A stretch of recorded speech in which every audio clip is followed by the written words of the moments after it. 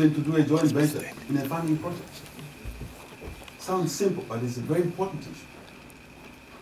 If land is available, arable land, and the Chinese want it, and the Zambians can have it and use it as their contribution in a joint venture, not just for the Chinese, but for any other farmer. I'm a farmer. By the way, as I sit here, I'm a farmer myself, and I'm talking reality. So I think we've got to be careful to blanket this issue of China and Chinese taking away our jobs, because they don't control work permits issuance. They don't. Someone, your cousin, is issuing work permits.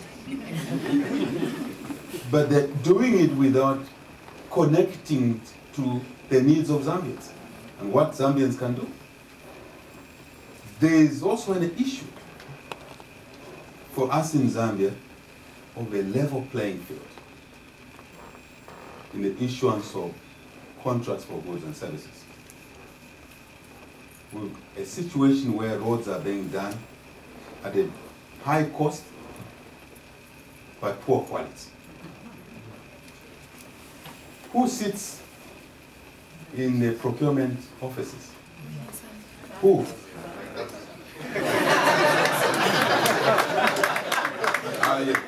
Sir, I'm not Jesus Christ, but Jesus would have said, you've answered your own question. Diversification. Diversification. I think I didn't spend too much time when I was talking about opportunities. There's a lot of opportunities in the financial services sector. A lot of opportunities in insurance and pension funds management. There's a lot of opportunity in agriculture, not just raw production, but in value addition. We have a market in Congo, DR, a market in Angola, with purchasing power, capability to pay for our food. But I think the issue is agricultural policies to make agriculture attractive. Tourism. Some of you who are from Zambia are aware that I'm engaged in that business. I'm engaged in agriculture. We run, don't be too worried about numbers. We run the largest tourism business in Zambia. But the opportunities are great. We have occupants levels, room occupants levels of 35, 40%, when we can get them to 60, 65%. And we got them to those levels, means more laundry. And with laundry, it's additional jobs. It means more eggs will be consumed at the breakfast table. This is the thinking, this is the issue. But why are we not doing that? Simple little things. For us, we have a view. My colleague was asking, what have they done correctly? We've said to them, remove the VAT on the room rate. Responsible opposition. Deal with the visa fee. When you compare the occupancies that would increase when you remove the visa fee, because we are in competition. Zambia is not the only destination in tourism. It will increase your volumes. And the story is clear. Back to leadership. Diversification must connote opportunities in those alternative sectors. Thank you. Because we seek politics for different reasons. To serve, to better the economy, better the social welfare. So we believe with a higher turnout, getting people, push them to go and vote, protecting our votes, much better than we did. 16 months time will be there. When we are there, we'll focus on the economic side of the equation to support the social side of the equation. That's our story. Thank you very much.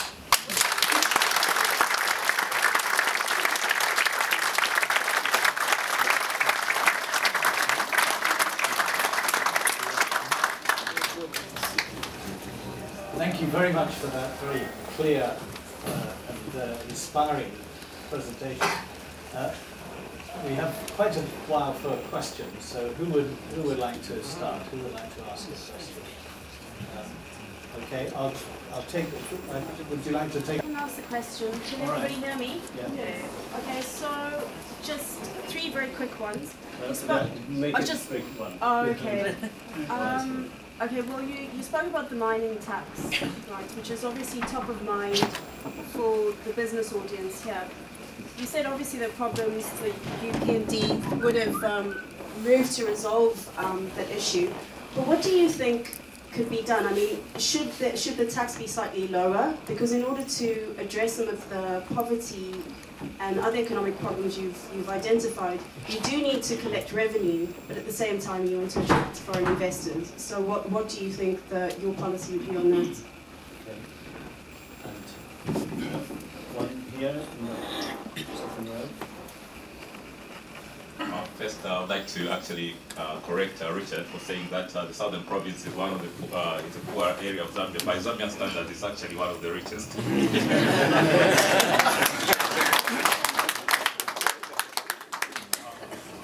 Mr. H.H., we've had a lot of conversations on Crossfire with you, and we've addressed a lot of issues. And obviously, this time you didn't make it. I don't know what lessons you learned from this election and what you're going to do 18 months down the line. But while you are in the opposition, what role do you think you're actually going to play to help turn around the situation, or that the system actually doesn't give you that opportunity? Third one, yeah, we'll just the gentleman in the middle there. Yeah. Yes. Yeah. Do you want to wait for the microphone? Oh, yeah, please. Thank you. Thank you, Richard. Sir, you ran a superb election campaign in which the UPND expanded beyond its traditional base, made some strong gains. But you touched on the fact, as you were gently put it, that you were eased out from your victory. On the day that President Goodluck Jonathan has formally conceded that he lost a democratic election, what do you feel that you can do to ensure that the same thing doesn't happen in 2016 as happened in 2015? Right. Thank you very much to all the questioners. The first issue of the mining tax and the importance of generating revenue to fight poverty. I think this is really the crux of the matter. How do you fight poverty? You have to generate revenue to invest. For example, to take a young person, to give a young person an opportunity in life. What would you give a young person so you can give them a future? What would you give? Education. But how will you fund education for those who cannot afford it? I'm not talking about Hakainde children. I'm talking about a child from Chawama, Kalingali, those of you who come from Zambia, from the compounds. You can only support that child, as I got the support from a village, through a scholarship, through a bus, whatever financing instrument you want to choose. But to do that, you have to generate money from somewhere. It can only be a business. Can only be a business. If you're talking of donor funds, those funds come from businesses in those countries where they're generated. So I think the issue is that to fight poverty, to generate treasury income is not questionable. It's a question of ensuring that you support businesses to survive and to grow so that they can generate excess revenue beyond their operating costs. And basically you can tax that revenue. So the problem with that tax is that it's a turnover tax. As I said at the beginning, it does not recognize the cost of, mining operations. And I don't even know how it was decided. If you ask mine houses operating in Zambia, ask them a question, were you consulted? Was there any engagement? The answer is there was none. So how was it decided? Thumbs up. We don't do things like that in this area, in this age. So I think what we're saying that a fair appropriate tax system that recognizes the importance of the mines to survive and to grow so that they can generate revenue which you can tax as a government and then be able to support the child in school and give that child an opportunity to gain skills, make that child competitive as they look for a job, or indeed entrepreneurship opportunities. I think that's the difference. That's the difference we bring to the table. It's not a question of whether we don't need to collect tax or not. We do need to collect tax. But I'm also not a great believer between the two choices of allowing business to grow, leaving them enough income to grow so that they can expand, so that they can create contract opportunities for other small, medium-scale businesses. That is better than milking blood, because tomorrow you'll have no milk. It's as simple as that. So I don't think the two are contradictory. No, it's a manner in which they are being done. So the next question is from my colleague from Crossfire. Lessons from the elections, many. I think we've learned many lessons. One really is to make the electoral process more transparent in the polling station, in the counting, in the recording, in the transmission of results to the National Transmission Center. The situation we have in Zambia is that there are stages of these processes where sometimes only workers or officials of the Electoral Commission sit alone in a room.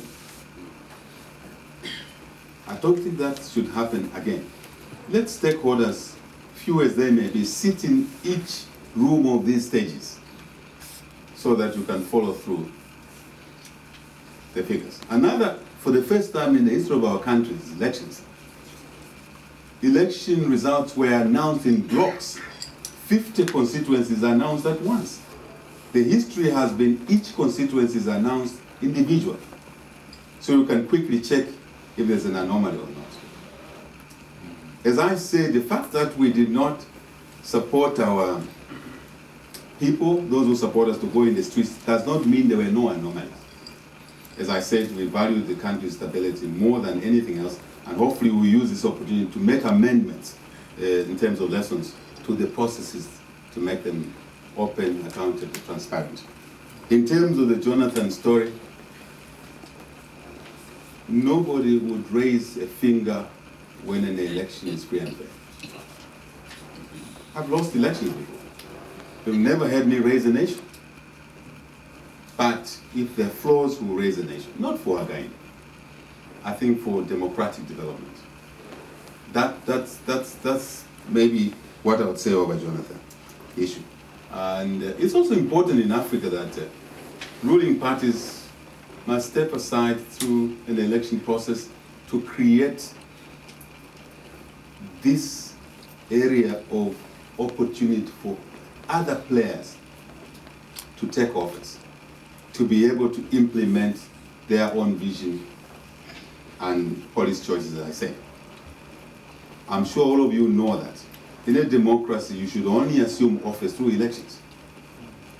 But if you think you've won an election and no one hears you out, you begin, sometimes, if you don't think deeper, you can begin to develop, groups can begin to develop negative measures to protect their vote. And those who are misbehaving will continue misbehaving, both of which are not good for democracy and peace and stability, and therefore development. I think it's important that ruling parties leave office when they've lost an election, and then others move in. For Africa, for West Africa, for all of us, it means that there's no need for people to have negative thinking in an electoral process. That would be destructive to the stability of the country, especially to progress and development. We ran a wonderful campaign in opposition. I think there was a question, what would you do? What would be our role in opposition? There was a slant. Yeah. Moderator, you allowed more than one question from an individual. But that's okay.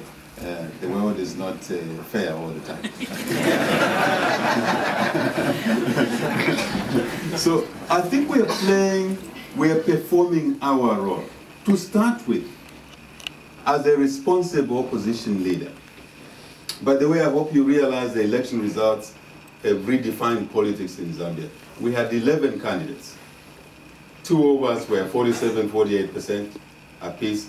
The 9 candidates shared 5% of the vote. So we, as a leading opposition, acted responsibly by calming down the tempers of our supporters. That's, I think, is an act that I think we're not fully appreciated as an opposition leader, but I think it's very important. We will continue providing our checks and balances.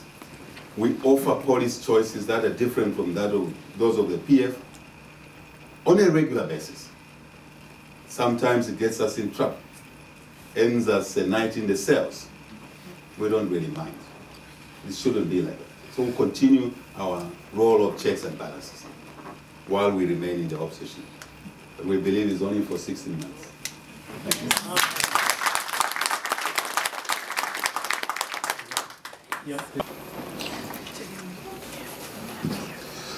Good evening, Mr. President. Good evening, sir. I'm very impressed, firstly, with the way you've articulated the economy. Very impressive.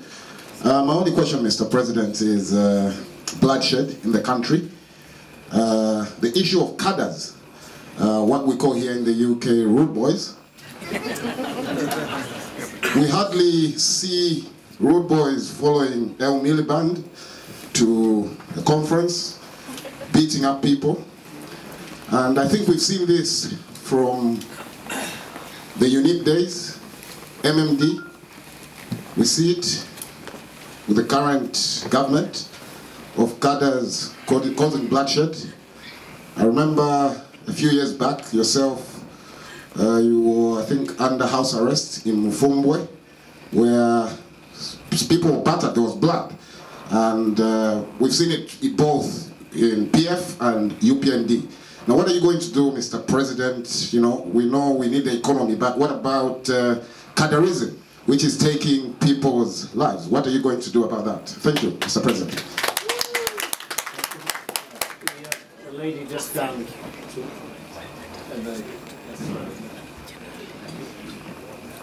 Thank you very much. My question is based on the announcement that the Zambian government just made a week ago, that they're going to formulate the diaspora engagement framework policy. So there's a lot of concern. I come from a civil society organization led by Zambian diasporans here, and there's a lot of concern that there's not enough momentum to maintain the political will to see this policy formulation process through. So we're actually formulating a consultation that we want to run here so we can filter some of what the people want to say here. So it's great that you've come and you've taken the time to address us non-voting citizens of Zambia. So my question is, what does the landscape look like if UPND was to come into power? Because the policy framework is just step one. The next step will be, how do we implement what the policy is saying? How do you engage us to actually contribute to the economy, to contribute to the, the social economy of the country? So that's what I could say. Thank you very much. Yeah. I think the issue of cadres, my brother over there, is really a sad and ugly development in our country. I wouldn't wish it, to obtain in any other country. This is a phenomenon that is basically growing and is associated with leaders. And how can we solve problems through physical confrontation? How can we solve differences of opinion through physical confrontation? We call it the panga phenomenon in Zambia. Pangas are supposed to be used before the technology changed in the sugar estates in Nakambala to cut sugarcane. But now they're used to maim citizens, family members, because of difference of opinion, I want to agree with you that there should be no room, no space for this kind of behavior. I'm sure you followed the PF presidential candidate adoption process. Some candidates could not enter the election hall in Kabwe because the pangas pangaed them out. It's common knowledge, and it was taken as normal. It cannot be normal. So I'm in your situation. I share this view deeply. I reflect on this issue deeply. As you know, the UPND is largely a victim of this phenomenon. And normally we are framed. I'm sure you remember during a by-election in Livingstone, unfortunately, we lost a life within the PF camp, and I was framed of murder. I hope you have not forgotten. 7 of my senior leaders and I were locked up. But this individual was killed within the PF camp in a by-election. And God is great. It didn't take long before people came forward to take us out, to help us get out of the cells by admitting what happened amongst themselves. We cannot continue with this stuff. I agree with you. But we need all of our collective efforts, not Hakainde alone. You don't want a country to degenerate to what it is already today.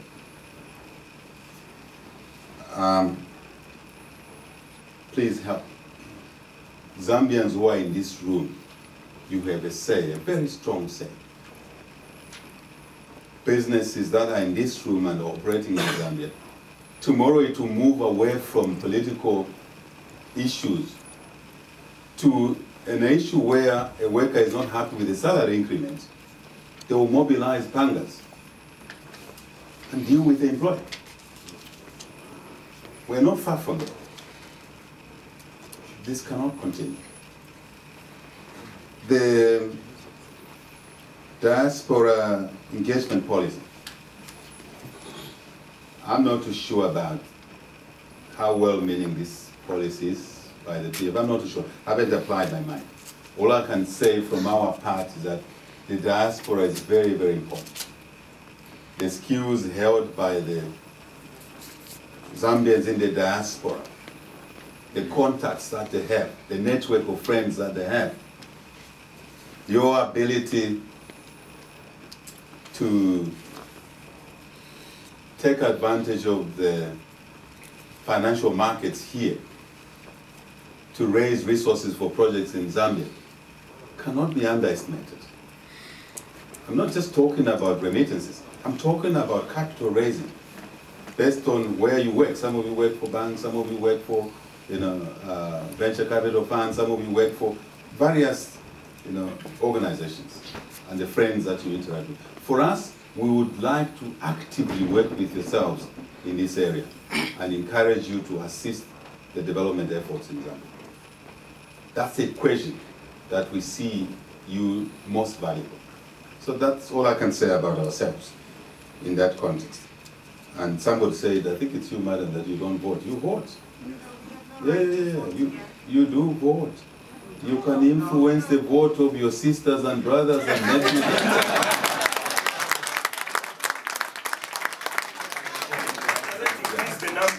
Thank you. And before we get to the postal votes issue, you have a lot of influence to many voters in Zambia. Please utilize that influence. 3 things PF has done well. I don't shy away from answering questions. I have to think very hard. I think you all know the 90-day story. Yes. More money in your pockets in 90 days. More jobs in 90 days. constitution in 90 days. I refer to it. We are 1,128 days. That's what it took to deliver the draft. So I really have to struggle here. But I would like to help you to help me answer that question, if you can, outside after this meeting. Okay, we'll take another round of applause. Wow. All right, we'll start with the gentleman at the back there. Anything the international community can play in Zambia and the wider region in general. SABC. Okay, and I'll take one over here. Yes. Thank you very much, Mr. President. What are your views about the Chinese saturating, our country? What stance are you taking? Thank you.